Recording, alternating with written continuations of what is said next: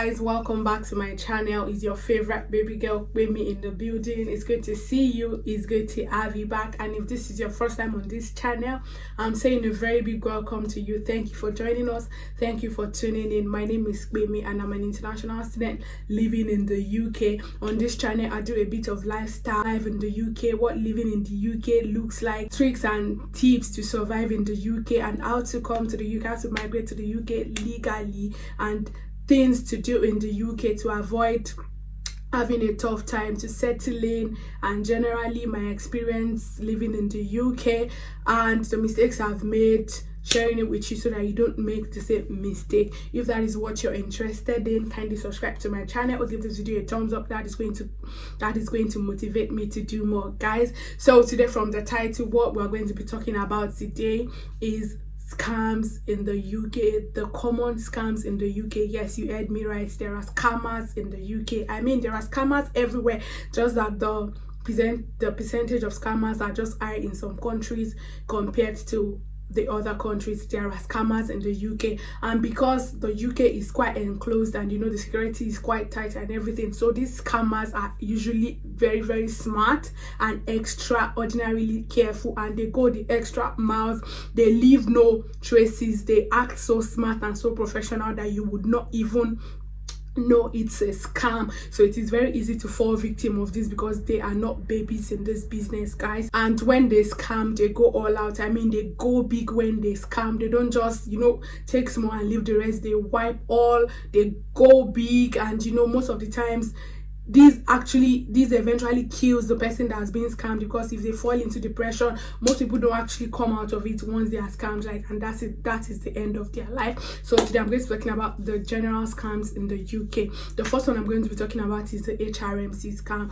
These are the people in charge of your tax, in charge of taxes in the UK, and this has actually happened to me once. I was not scammed, but they actually tried scamming me. It was just God.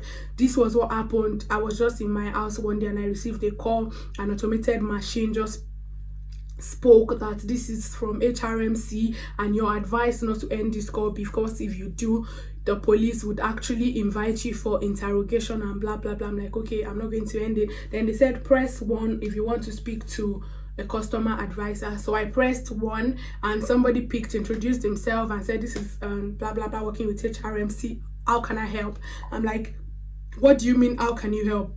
Your line actually, like, you people called me and you're telling me how can you help me? So like, they deal with loads of customers, so they don't know what's my ticket number. That can he take my last name? I said fine. Then he requested for my name. I gave him my name and he told me I should confirm my date of birth is this. I said yes. So I wonder how they get your information. I just feel the UK is so, you know, is so tracked and mapped out that just your last name and your date of birth, I stand to be corrected, but as far as I know, your name and your date of birth, your last name and your date of birth in the UK goes a long way. If it's for police or for NHS or for wherever, once they impute your last name and your date of birth, I mean, your details, your life history would actually come out, because this is what I've witnessed. Just your last name and your date of birth or your life history, one. So I'm very sure, I just feel like maybe there are people on the inside that gives this information, because they are so professional and so correct that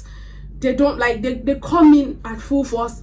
To cut the long story short, I confirmed my date of birth and they said, oh, it shows here that you've not been paying, that there has been a tax fraud, that you've been doing tax fraud. And in my mind, I'm like, what do you mean by tax fraud? I'm a student. I'm not even supposed to pay tax, but for some funny reasons, when we're on holiday, obviously you're allowed to work more than 20 hours and I get taxed. So where's the tax fraud coming from? So when God will catch him, he said, you've been and your tax fraud has been going on for a couple of years. I'm like, hold up. So he started speaking English. I'm like, excuse me, can you just slow down? So he said, what I said there is there have been a couple of tax fraud in your account and you've not been paying tax for a couple of years. I said, like, how many years are you talking about? I said, for like 3 years now you've not been paying your tax, and it shows here that you've got 2 jobs but you registered just 1 job. I'm like, first of all, I moved into the UK year 2001. I'm not even up to a year yet, so where is the years of tax fraud coming? So when I wanted to start talking, they just hung up on me, guys. And what the thing he said, oh, this call is being recorded for monitoring or quality, whatever purposes. Remember, like, I'm also recording at this end. I told her, I said, I'm also recording because this is beyond me. Seriously, my mind just went out of my body. Like, what sort of wala is this? So he hung up, and that was the end of it. I wonder if I've actually been in the UK for more than 3 years. I wonder what would have happened or what would have unfolded at the end of the thing. And that was how the whole story ended, like that. So guys, HMRC would not call you. Like, they won't call you on phone. They would rather send a letter. Most of these people, they would send a letter to you or send an email, which is very rare.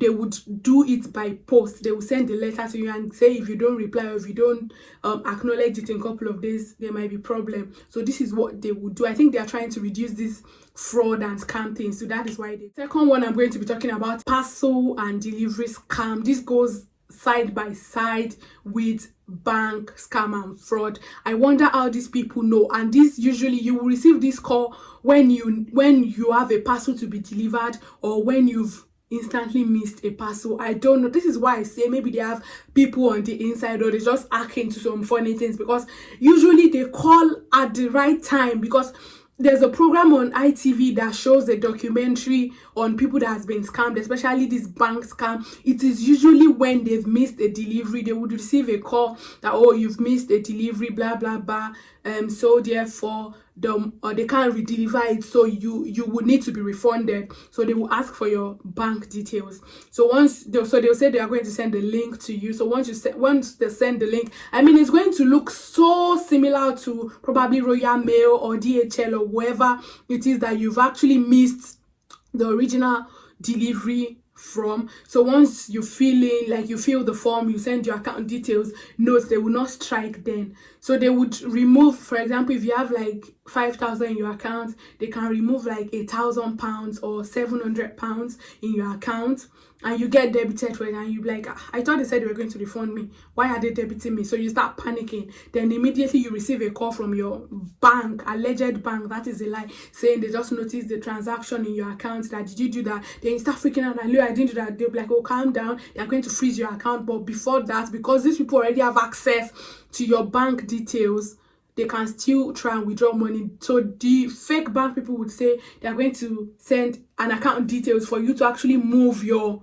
money, all your money into, for security reasons, that you cannot freeze your account again, because they will just give one stupid reasons. And because you're panicking, you're nervous, obviously you will start thinking before you drive down to the bank or before you get to the bank, all your money will be gone.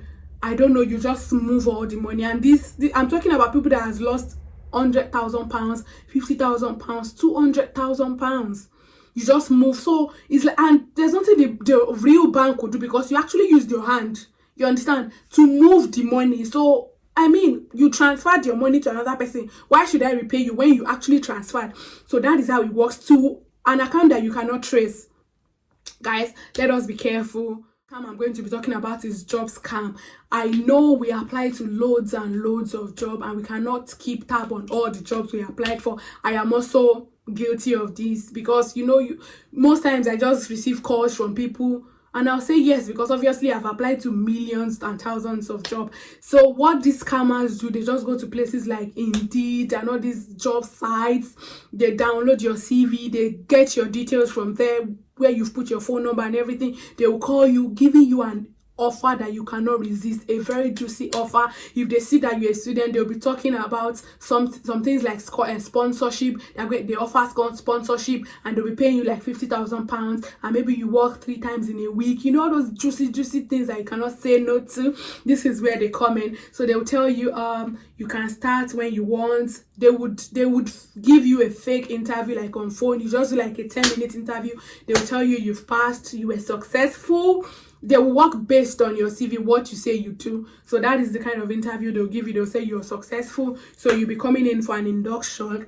Some would go the extra mile of actually creating a fake induction for you. Yes, they go the extra mile. So after that, they'll say you'll be required to take a training, because in the UK, whatever job, whatever role you want to take up, you will be trained, irrespective of the years of experience you have in that field. They will still train you. So this is where they strike. They say, oh, you need to take a training, that the training is like £3,000, but because it's not a training that you pay once. So first off, they will say you pay £500 at first. Then when you start working, I mean, they create this illusion in your head that when you start working, they'll be removing the rest from your account small, guys. Do you know the number of people they will collect that £500? If they collect from 10 people, that is a lot of money, guys. So let us be careful. Any job that is telling you need to pay for a training, or you are paying for this, run as far as your legs can carry. I want to draw your attention to is rental scam. This is very common, and especially students as well. You just see juicy houses, I mean, on Rightmove, Zoopla, Spare Room, and average. I mean, work with average, guys. I don't know if it's our greediness that makes us fall victim for this kind of things, because I know nobody's perfect, nobody's above mistakes, but sometimes loopholes are usually there. I mean, staring at us right in the face, but we just choose to ignore because of our greedy and selfish self. I know money is not easy to come by, but at the same time, let's try and be logical about things. For example, if you see that in your city, a 1-bedroom apartment, the average one you're getting is like maybe 600. If some people are saying 600, some are saying 700, some are saying 800. I mean, the average should be around that range. Then you are seeing the same 1-bedroom apartment, somebody is giving it out for £300. That should mean something. Like, why is this person giving it for £300? Obviously, we all want to go for that £300, but when we are going for it, let us be extra careful. Some people will do a virtual viewing for you. They would say they are not available, and most of the time we ourselves are not available for this viewing, and you don't have anybody that would actually go to the house and view it for you. They will just, it might even be the house they are living in, because most UKs they'll do viewings for you with people still living inside, because obviously they cannot close down the house, and if you want to move out, you have to give notice. So that is very relatable. It could be their proper house. They will show you a virtual viewing. They will tell you need to pay an holding fee, you know, just to keep the house. And once you pay the holding fee, and usually holding fees are non-refundable, and once you pay, they can say an holding fee is like £200 depending on the kind of house you're renting. And once you pay your holding fee, you're gone. They block you everywhere, and that's it. Your money is all gone. Next one I'm going to be talking about is social media scam. Like, especially places you get things, you know, fairly used things like Facebook Market, Gumtree, eBay. Don't get me wrong, I'm not saying these people are liars, but we are all not the same. There are actually loads of genuine people. I've gotten stuff on Facebook Market and everything. Places like this, do not send. I would advise you not to send your money before you actually see what you're buying. If they are not willing to do payment on delivery, there's no need. You can always go to places like Amazon that you know that okay, somebody will be held responsible, and on like Facebook Market that is not like tracked, nobody is going to be held responsible. Money is not easy to come by. Don't get yourself scammed. Money is not easy to come by. You work so hard to get your money. The next one I'm going to be talking about is home office scam. For some funny reason, some just call you and say they are from home office. There has been an issue on your visa. If you're a student, your student visa is this, is that there has been an error.